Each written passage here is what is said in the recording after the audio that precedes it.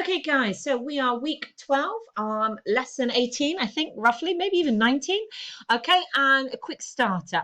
So this is all about securing that mark scheme criteria of being able to identify research by name, but also being able to illustrate detailed research findings. So give yourself no longer than 3 minutes and jot down as much as you know about this lovely lady, and I'll see you on the other side.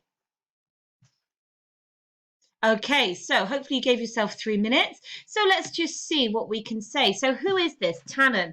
Now you can make reference to your theorist by their surname. There's no problem with that. That's perfectly academic.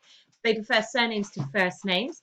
The problem is obviously whilst you're learning, so you make sure you learn the gender. Poor old Ramanakov was often referred to as a he, and that really upset the examiners because she was a woman. So we are looking at Tannen working in the 1987s. So we've identified her by name. And when we start to look at this, we can make general reference to her research because we said she was researching in 1987. And what did she research, or what contribution did she make?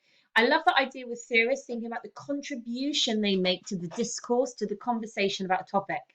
Okay, so her contribution was that men and women do use language differently. And she did that by organising the behaviour of men and women into opposites. So that list of 6 opposites that we introduced last week, it wasn't an exhaustive list. And I've highlighted one here in yellow for a reason, okay? And I'm just going to talk to you about that in a minute. So she organised behaviour into opposites. So she said that men offered advice, women offered understanding. Men offered orders, women versus proposals. And then there was this other one that men would work at the level of reporting or offering a report of information, and women report. Now, report means, again, building relationships. Now, the only reason I've highlighted this one on yellow, this one is cited on the mark scheme. So on the mark scheme, when it talks about illustrating detailed research findings, I think it says such as Tannen's organisation of men and women's behaviour into report versus report. And it's typical, isn't it? Because that's on the mark scheme, but that's not on that list of 6 that's often released as part of Tannen's kind of work to on her webpage and around about kind of if you did a web search on Tannen. This one is on the mark scheme, but it doesn't often come up on the first page of research into Tannen. So it just shows that sometimes the mark scheme can help us refine our learning. And if we want to be real sticklers for the mark scheme, we can say, well, if it's on the mark scheme, it might not have been on what I've looked at so far, but I'm going to make sure I know it for the future. But similarly, it also shows us that the mark scheme is not exhaustive. Any mark scheme is there to guide us, but it's not a complete constraint. And if we learn a theorist that's not explicitly mentioned on the mark scheme, but still has a contribution to make to the idea of gender, that doesn't mean our theorist is any less valid. Now, I'm always one of those, so particularly whilst we're learning new information, it's better to refine our learning and add in report versus rapport, which is very similar to the idea that women building rapport, that's about relational use of conversation, whereas men report, they give information, reports of information. So it doesn't go against what we've looked at so far, it's just a new way to express it. Okay, so how was she doing this? So she used her sociolinguistic microanalysis, in other words, observation and transcription of conversations.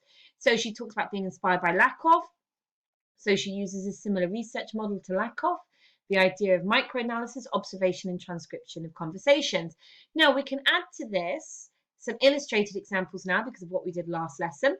So she said that men will use orders, they will use imperatives, explicit commands.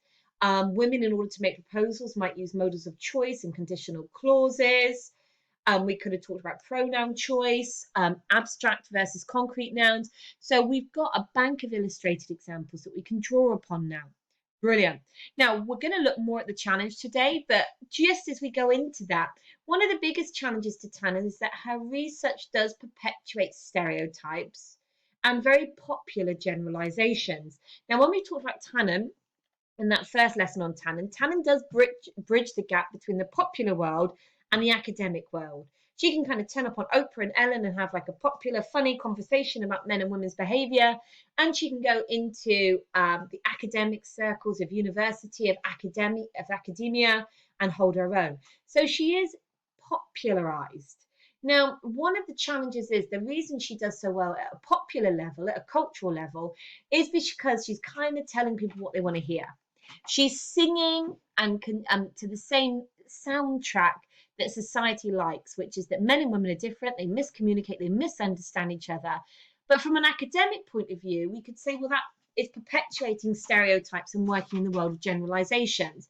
And really, academically, what we always want to be cautious of is any generalization, is recognizing that as soon as you generalize, you are limiting what you're saying. So as soon as you say all men do this, all women do that, that's what we mean by generalization. And her findings could be popular, not because they're saying something true, but they are perpetuating a stereotype that people want to believe as true. And that's two very different things, isn't it? There is a difference between what we call the fundamental absolute truth versus the truths that we like. We like the idea that men and women are different. So good research. Again, any areas that you got wrong or add to every time you do one of these, kind of like mind maps around who we are, it takes us into good territory. We are identifying researchers, but we're also now beginning to illustrate detailed findings.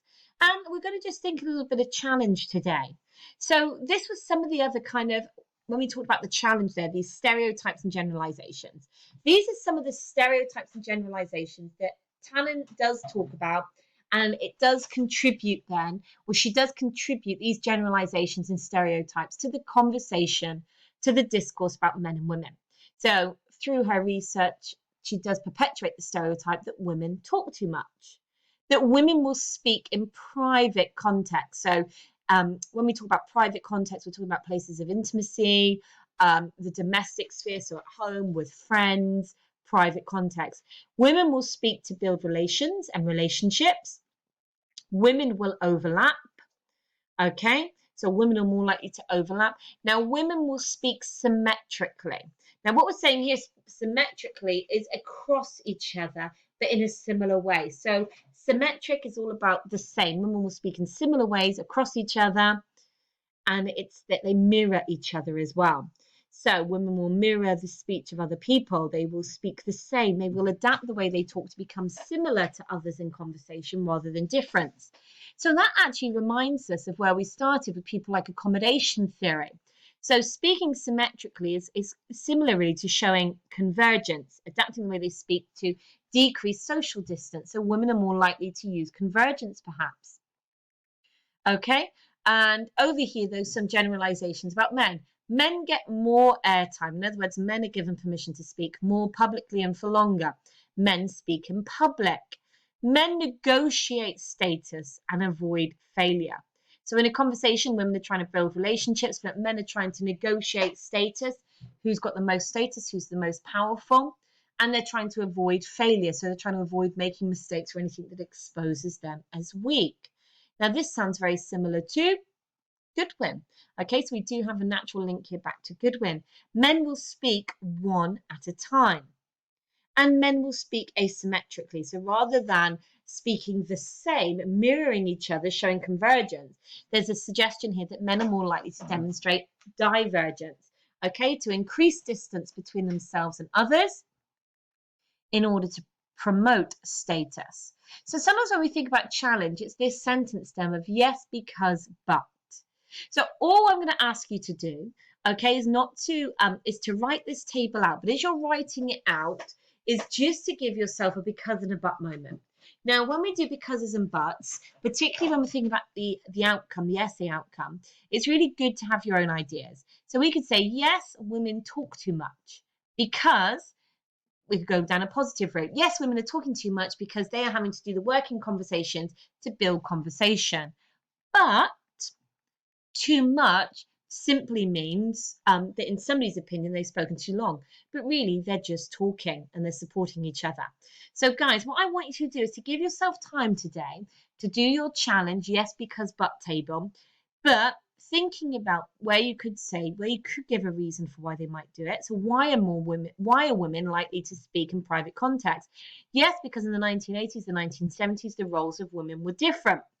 Women were more likely to occupy private spaces. Women were more likely to talk at home. But since the 1980s, society has definitely changed. We've come through the revolution of the 70s, and women are much more likely to talk in public space.